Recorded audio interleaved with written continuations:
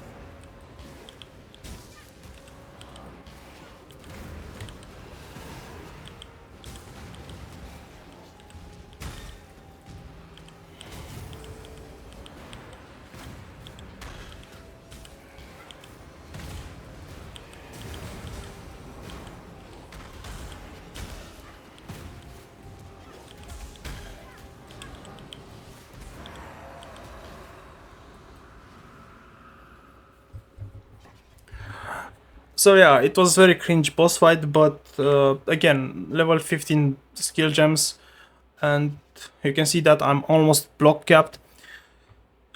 This is what the build would look like with just like very trash gear 1 chaos items. Now, for those of you that are a bit new to the game or don't understand Codot archetype, I'm going to explain it. So if you need baby steps about the build, I'm going just stay for longer and I'm going to explain to you how the build works. But I'm going to do it on the Chaos Inoculation version. So Chaos Inoculation, basically it makes you immune to Chaos, so you will not take any damage from poison. But you need quite a lot of energy shield to be able to use this keystone. Now, to have energy shield, you need at least level 84 to be able to equip a Twilight Regalia. And also it needs to have like the energy shield. It needs to be 302 there, or close to 302 to have as much energy shield as possible. Also, the items here, you can see that I have on my boots, I have chance to avoid being ignited.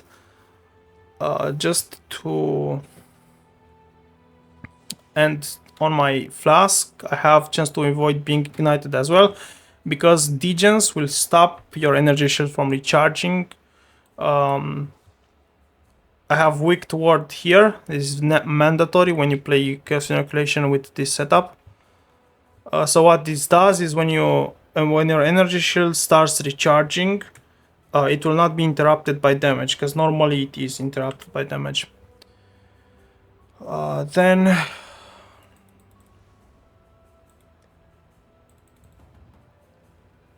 let's go to Blood Aqueduct to explain a few things. So this build uses lots of buttons. You can see I have the second bar of hotkeys. I have four spells that will deal damage. This, when enemies step into this area, they take damage over time. Then also this one.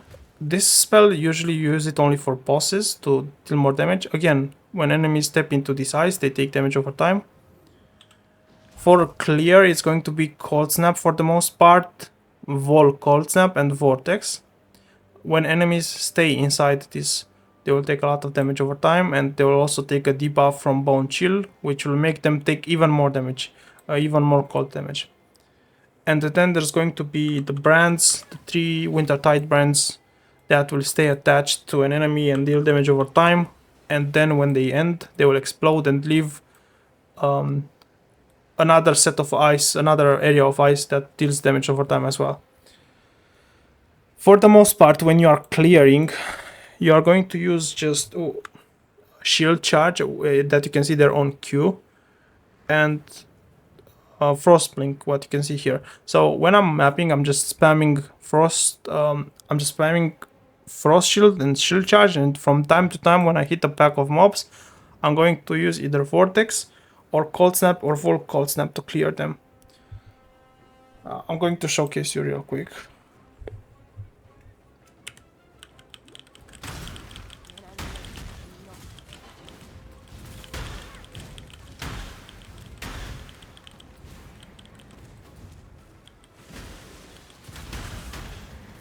Now I want to show you how cold snap looks like. So Vol Cold Snap, this version is like Righteous Fire.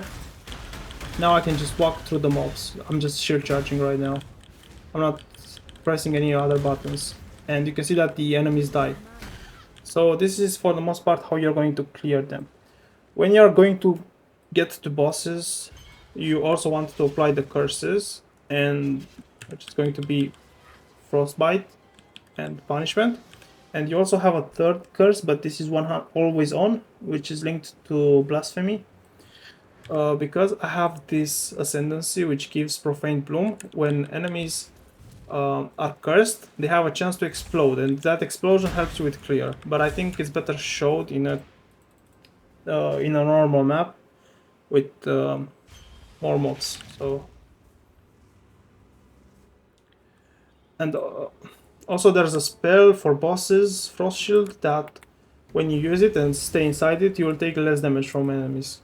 So it's very tanky. It will help you a lot with bosses.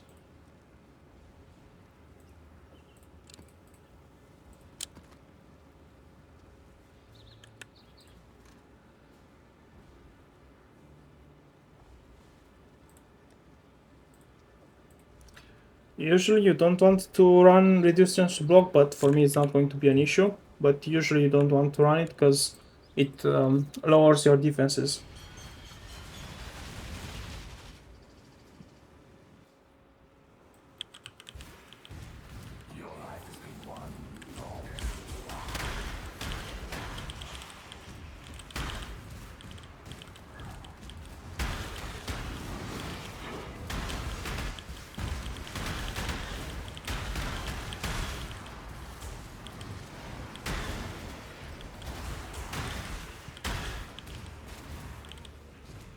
So you can see that enemies explode, and also you don't want to try to clear the mobs, because you will leave degens on the ground and your enemies will die in that degen. You don't have to waste time with them. You wanna zoom as fast as possible.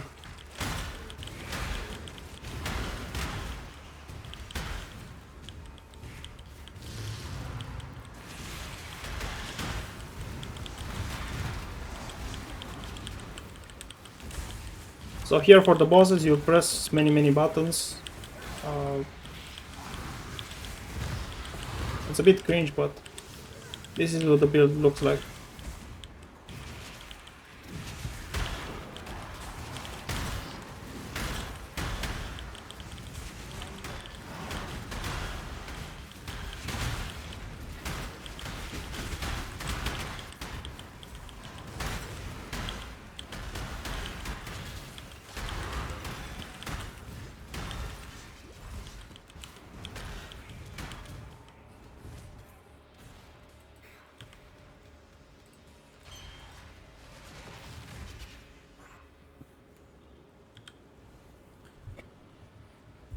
Now let's address a few things about defenses. So when on your body armor, you want to have physical damage taken as chaos ideally, but if not possible, as any elemental would be very nice. On your boots, you want to have this crafted modifier, chance to avoid being ignited, which is just an essence mod, together with chance to avoid being ignited on your flasks. Then for Pantheon, you will use this one, which gives you a lot of movement speed and phys damage reduction. It doesn't necessarily need to be upgraded, but you need to have the Soul of Lunaris. And then you will use this, cannot be blinded, cannot be maimed, which should be upgraded. The shock doesn't matter because you are going to use Tempest Shield, and Tempest Shield gives you immunity to shock. So while mapping, in theory, you should be immune to chill, freeze, shock, and ignites. While bossing, because you will not have 100% uptime on this flask, you may be ignited from time to time. So also on your rings, you need to have the evasion modifier, because you are going to use this mastery, which is, by the way, when you're swapping to Chaos Inoculation, you really need to have this notable, which gives you recover energy shield on kill, because this is really helps you a lot with sustain. But this mastery gives you 20% increased maximum energy shield if both of your rings have evasion on them.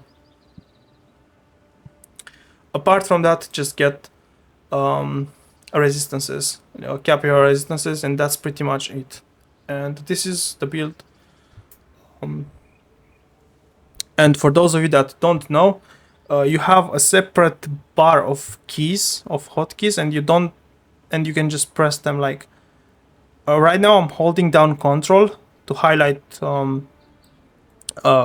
shield charge, but now when I'm no longer holding Control, you can see that shield charge doesn't appear, but if I press Q, it uses the spell. So in case you don't know that. That's pretty much the build. Probably very long videos, but what can you do?